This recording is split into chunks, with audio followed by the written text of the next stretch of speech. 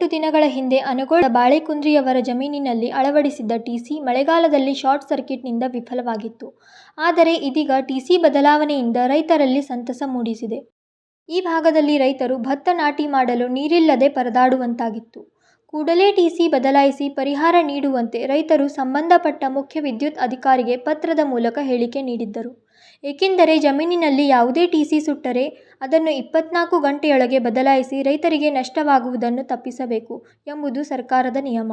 ಅದಕ್ಕಾಗಿ ವಿದ್ಯುತ್ ಕಾರ್ಮಿಕರು ಟಿಸಿ ಅಳವಡಿಸುವ ಕೆಲಸವನ್ನು ಆರಂಭಿಸಿದರು. ಅದಕ್ಕಾಗಿ ಈಗ ಗದ್ದೆಯಲ್ಲಿ ಭತ್ತದ ಬೆಳೆ ಇರುವುದರಿಂದ ಟಿಸಿ ಒಯ್ಯುವುದು ಕಷ್ಟವಾದ್ದರಿಂದ ರೈತರೇ ಯಳ್ಳೂರು ರಸ್ತೆಯಿಂದ ಬಾಳೆಕುಂದ್ರಿಯ ಜಮೀನಿಗೆ ಎತ್ತಿನ ಗಾಡಿಯಲ್ಲಿ ಕೊಂಡೊಯ್ದರು. ಶೀಘ್ರದಲ್ಲಿಯೇ ಕೆಲಸ ಆರಂಭಿಸಿ ರೈತರಿಗೆ ಪರಿಹಾರ ನೀಡುವ ನಿಟ್ಟಿನಲ್ಲಿ ವಿದ್ಯುತ್ ಅಧಿಕಾರಿಗಳು ಹಾಗೂ ನೌಕರರು ಕಾರ್ಯಪ್ರವೃತ್ತವಾಗಿರುವುದು ರೈತರಲ್ಲಿ ಸಂತಸ ಮೂಡಿಸಿದೆ. ಬಾಳೆಕುಂದ್ರಿಯ ಹೊಲದಿಂದ ಯಳ್ಳೂರು ರಸ್ತೆಯಲ್ಲಿ ಟಿಸಿ ಅಳವಡಿಸಿದರೆ ಅನುಕೂಲವಾಗುತ್ತದೆ. ಇದಲ್ಲದೆ ವಿದ್ಯುತ್ ಕಾರ್ಮಿಕರನ್ನು ಸಹ ರಕ್ಷಿಸಲಾಗುವುದು. ರೈತರು ಕೂಡ ಈ ನಿಟ್ಟಿನಲ್ಲಿ ಪ್ರಯತ್ನಿಸಲಿದ್ದಾರೆ. ಮಹಾದೇವ್ ಪವಾರ್, KMM ಕನ್ನಡ, ಬೆಳಗಾವಿ.